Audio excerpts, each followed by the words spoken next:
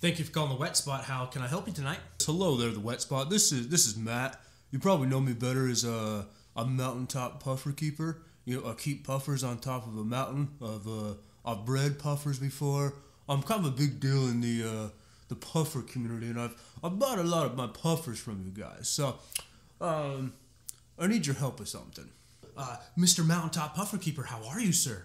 Yes, sir. Yes, whatever you need, sir. You know, my friend, Mr. Wel-Don Tanks, after he toured my fish room, which you can find on his YouTube channel, Wel-Don Tanks on YouTube. He's a good guy. He's a good guy. He sniffs a lot, but he's a good guy. So as I'm stroking my manly burly beard, which Wel-Don Tanks does not have, he's looking for some puffer fish to try and breed on his own. Is that something you can help me with? Yes, sir. I do believe we have some puffers we can hold for him.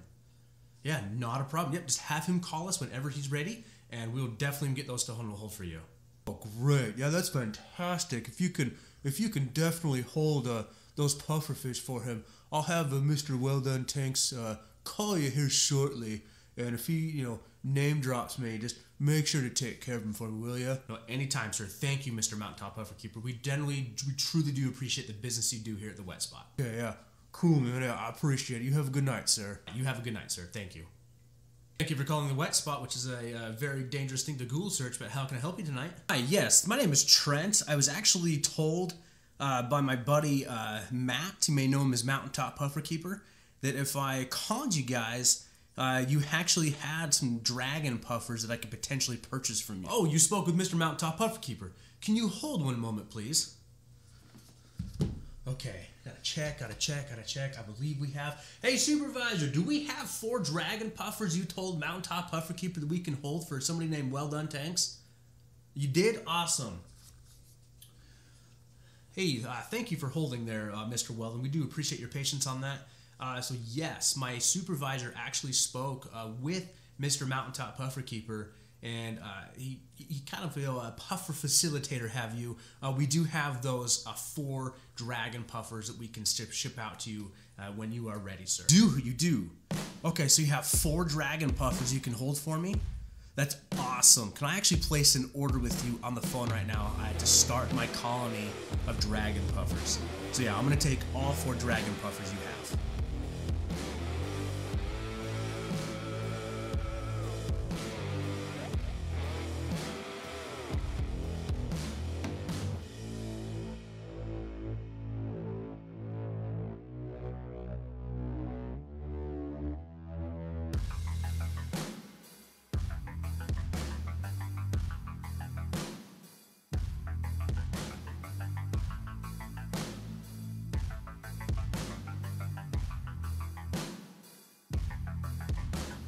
So a little bit of a fun, dramatic reenactment here to start this video out.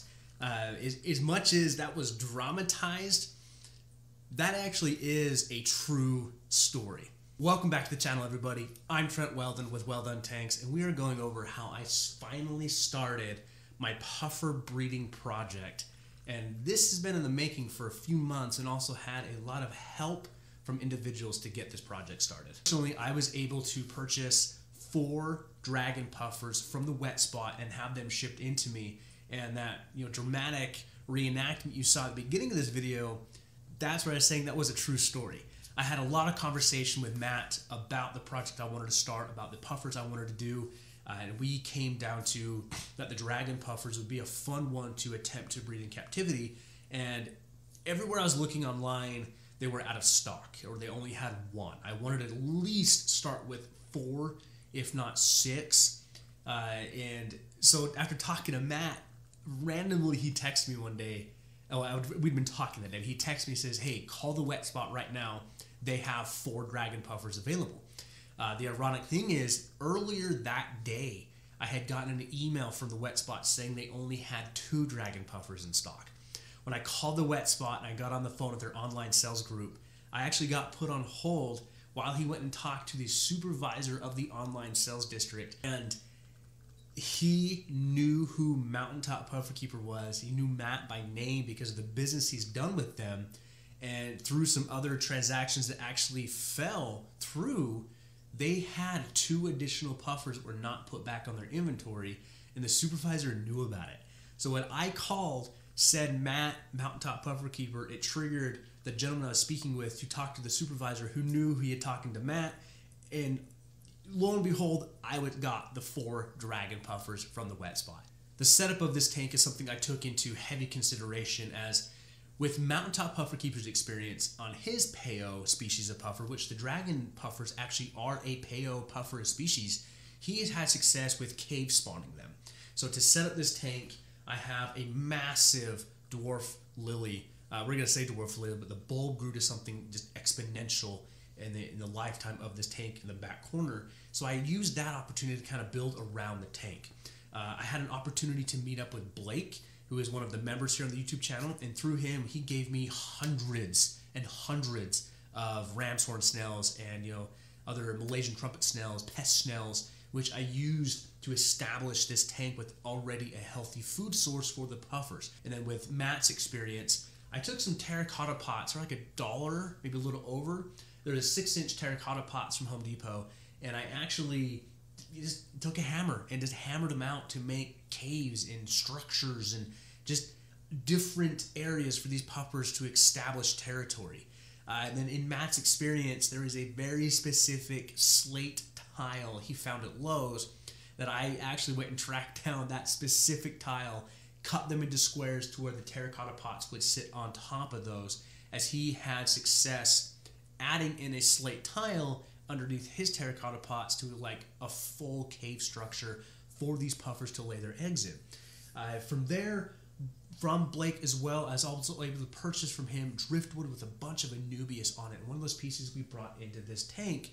So the goal with this tank was put in a cave for each puffer fish, but then also add other line of sight breaks. I wanted heavy plants in there, so I have floating pearlweed in the tank, and we have a second dwarf lily bulb that's starting to really grow into the back of it. And I wanted tannins in the water. So there's catappa leaves in there. There's just shade areas. I wanted this to be I'm not going to say as biotope as I can to make it to their naturalistic environment, but I wanted them to have plenty of opportunity to be the ambush predator that they are. Dragon puffers are not the super buzz around the tank, be in your face kind of a puffer. They're very much a slow, methodical thinking puffer fish, but is absolutely incredible to watch as they are extremely intelligent. Shortly after landing these puffer fish, I knew we had to feed them. And that's why we talked about we stocked the tank up with snails, but that's only going to last them so long. So my plan is to target feed with frozen shrimp. I'm going to cut it up into smaller pieces so I can try and target feed each puffer. I'm also going to try things like floating krill, and we'll see in the occasional live fish, but the goal is to really bring them over to non-live foods where I can really beef them up with the protein they need. And there was an Instagram video I saw of somebody actually feeding a dragon puffer a dry food, which leads us into today's sponsor, and I want to thank them and hopefully actually get my dragon puffers to eat their food.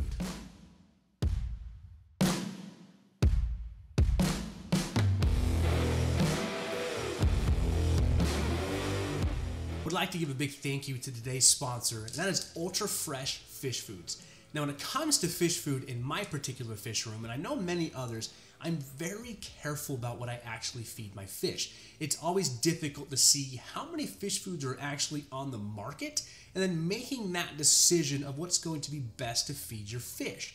Now, if you're like me, you keep a wide variety, which makes it even more difficult to figure out what to feed things like your top dwellers, and then feed things like your bottom dwellers. Ultra Fresh Fish Foods has taken away all the guesswork for you. They have manufactured a high quality fish food that goes beyond their great packaging and marketing, and it comes down to their ingredients and how your fish are going to react to it. Things like mulberry leaves and sweet potato leaves are used in their fish foods to give you the highest growth rate and coloration in your fish you're going to succeed with. Easy top open, I love it. And then one thing that they added in their fish food, which I think more could do well at, is portioning out your fish food. My finger's stuck. Okay. This particular one, which I have here, is their Shrimp Delight. It's their vegetables shrimp pie. It contains up to 25% of shrimp meat. That's high protein going to your fish. This has been great feeding things like my plecos, but even then, I'm excited to use a lot of their fish foods to even attempt to feed my dragon puffers, which I recently got in. But I digress.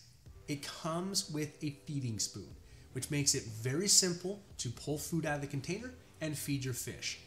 Ultra Fresh Fish Foods is available through Amazon, which is their retailer. Links will be left down in the description below for you to check out all of the options they're gonna have on Ultra Fresh Fish Foods. Again, big thank you to Ultra Fresh Fish Foods for sponsoring today's video, and I highly recommend you check them out for all of your fish food needs. I noticed it throughout my time with them, which is about almost 2 weeks now from the time of filming this video to releasing it in that nature, is they do like to tend to find different spots in the tank where they establish themselves. Fortunately, when we introduced them into the tank immediately, a couple of them immediately started hunting snails. But a unique characteristic I've noticed of the dragon puffer is they are actually like slurping the snail out of its shell. They can crunch through it because I've watched them do it, but I found out that they really like to slurp the snail out of it there on their own discretion of that. And the Wet Spot did a phenomenal job shipping these pufferfish to me. In the past, I've seen with like hairy puffers is they will ship them in, we call them like Hannibal cages. It's like a little plastic cup with holes drilled into it to keep the pufferfish contained in the shipping bag so they don't actually tear through the bag. These pufferfish, on the other hand, they ship the dragon puffers quadruple bagged. There was 4 bags around these guys. So very well insulated, very well shipped. They all came in looking great. I had 0 fatalities, 0 DOAs, and all 4 have established themselves very well into this environment. So this is the newest project for me, but one that's just mind-blowing and boggling and so fascinating to watch. To watch the behavior of these pufferfish is something that is just incredible to me. So a big thank you to Mountaintop Puffer Keeper, Blake, and everybody else that assisted me in getting me prepared for this project. I have 4 dragon puffers and a 40 breeder, and they're not full-grown adults yet. There are the environment set up for them, I believe, will allow them to be successful in keeping them. And it was just a phenomenal thing for me to start this. So I actually do have an additional 2 pufferfish shipping in from a different company, and I'm going to be quarantining them separate, as all 4 of these are now going through kind of their own quarantine together, deworming and all that to make sure there's no bacterial infections, fungal infections. I definitely am deworming because I know for a fact that all 4 of these are wild-caught pufferfish. So now the goal is to make some captive-bred pufferfish, but these are an absolutely just extremely interesting species of fish, and I hope to be able to document the process of them breeding as much as I can to then share with all of you, as Mountaintop loves, and I love that he does this. He shares with me updates of his Peo pufferfish, the juveniles growing out, what's worked for him, what hasn't worked for him.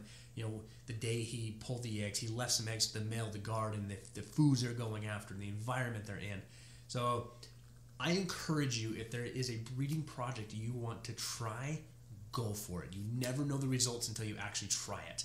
So this is a definite new one for me, and I'm very excited to share this with all of you. And I'm really looking forward to see what we happen here. So let me know down in the comment section below, what is your dream breeding project? What is a fish you would like to have access to, now, whatever it may be, and then what is stopping you from that? For me, breeding pufferfish always seemed impossible. I always thought I would never have the right tank, or I'd never find the right species to do it with. It was impossible to breed in captivity. Now my mind has been changed on this, where I have seen it happen. I've been following through Matt the stages of eggs being laid, eggs being pulled, the male guarding the fry, and all these different things. So let me know down in the comment section below. And also, while you're at it, please feel free to hit the subscribe button. It's free to you, helps out the channel, because 90% of you that are going to watch this particular video are not subscribed to the channel.